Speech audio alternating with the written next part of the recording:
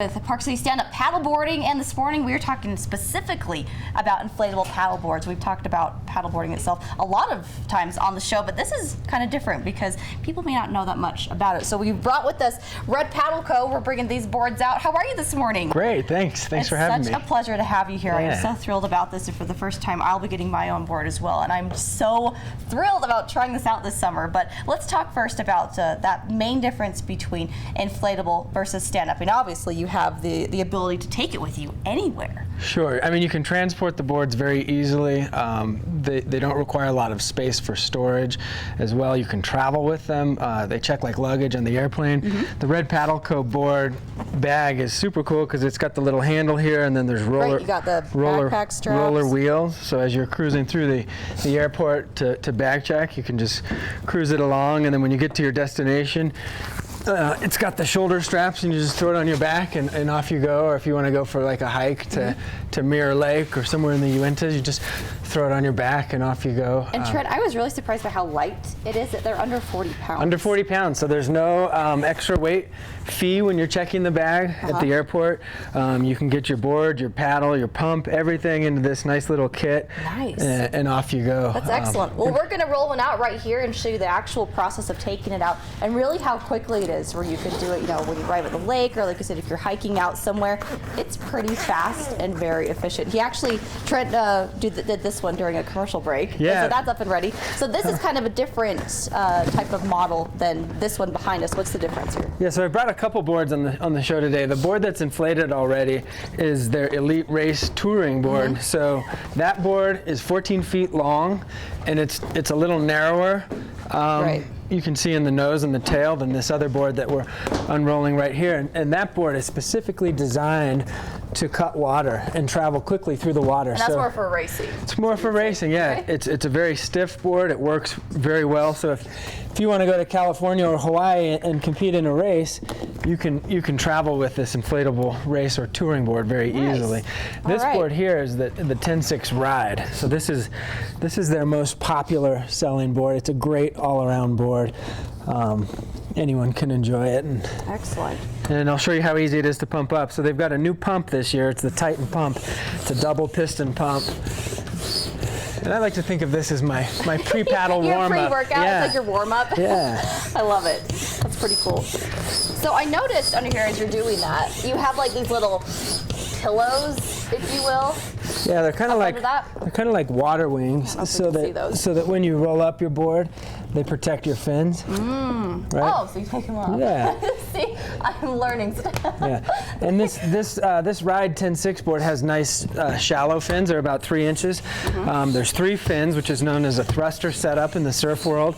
So you can actually surf this board in nice small waves, and then going down the river, it's a great board for going down the river because the fins aren't too deep, so as you travel over shallow water, you don't get hung up.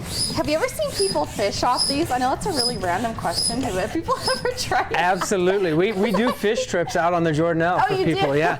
That makes perfect sense. You take people out and we'll throw a lure with our rod, and then put the rod in the waist belt, and then paddle and troll. So you're like getting a workout while you're fishing, catching kind of fish, thing, getting your balance. A lot of companies too are making fishing-specific stand-up paddle boards with pole mounts and gear setups. Yeah. Tell me about this right now. This is nice that it has this feature to hold down some of your gear. Yeah. So let's say you go out on the Jordanelle early morning and you have a sweatshirt on, right? Or maybe you want to take a drink with you as the day warms up. You want to shed some layers. You can just tuck it under that nice little bungee right there. Great. And you can carry food or drink or whatever. And we mentioned this paddle behind us is ideal for racing. You have paddle coming up pretty soon. Tell me about it. There you go, just like that. Oh, we're done already. We're there. That's incredible. Pretty close. So then you just remove the pump. It can get a little stiffer if depending on the rider's weight on the board. And the nice thing too is this pump has a valve that lets you know right where you need to be in terms of pressure for the board. Excellent. So, and one thing I've heard people say about when it comes to inflatable? They're like, well, does it bend? No, it's works perfectly. Like you have that, the strength of it. It's not going to bend at all.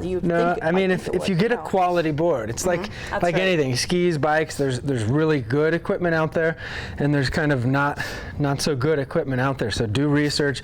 I'm kind of a gear guy, so I like to deal in only good equipment and enjoy good equipment. The red board, what's nice about it is it's got triple drop stitching. So there's 2 sheets, right? A bottom sheet and a top sheet to the board.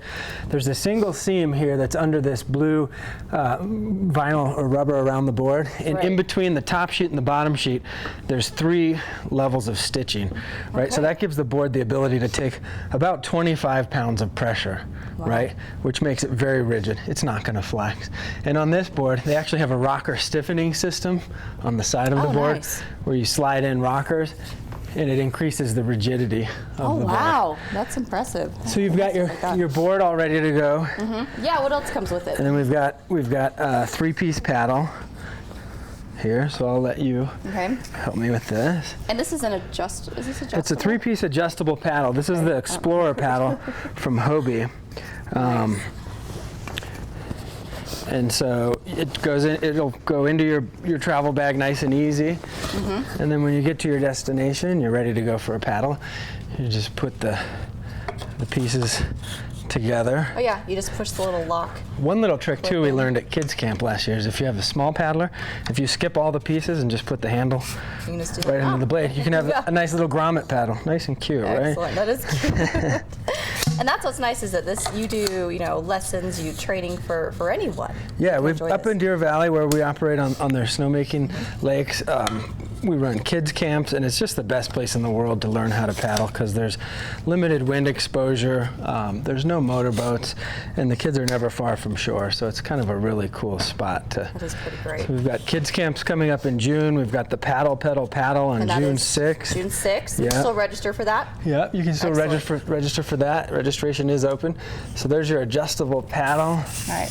Let's turn that around for a sec so you guys can kind of see how that works so you push it in right there. There's a lot of things that have that movement, but that's how you adjust it through those little push buttons. But that's great. Super cool. Very cool. And then we've got your Hobie inflatable PFD here. The state parks do require that you have a life vest while you're paddling, and this is a nice Coast Guard approved Type 3 life vest that just clips and goes around your waist. And that comes with it?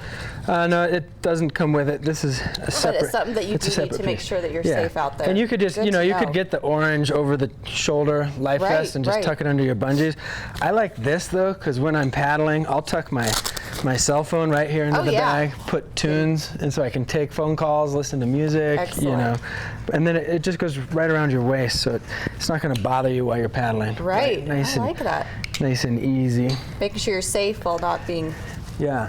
And speaking of safety, I think the most important piece of safety equipment, whether you're on the ocean or on the Jordanelle Reservoir, is a leash, right? If you get out there on the Jordanelle in the summertime, sometimes the winds can kick up. So we always like to encourage people to stay close to the shore, but also wear a leash. If it's really windy all of a sudden out there and you fall in the water and you've got your life vest and you're floating, but the board can just get pushed right away from the wind. So very simple, just to attach the leash to the board. This leash goes around your calf right up here, stays out of your way while you're cruising, and then you're attached to a very secure flotation device. Perfect. That was really quick. I love how easily that was to put that all together. That's through Paddle Co. And then, of course, you can find out more about training, lessons, paddle through Trent Hickman. Where can we find you online? Yeah, you can go to parkcitysup.com. Excellent. Yeah. Very good. Well, thank you for the overview. Now I understand a lot more about inflatable paddle boards to get you out there and ready to enjoy your summer with these guys and, of course, with Paddle Co. So thank you to Park City Stand-Up Paddleboarding. Nice to have you here again, Thanks Trent. for having me on. I appreciate it a lot. We'll see you back here in just a couple of minutes with the Park City Film Series.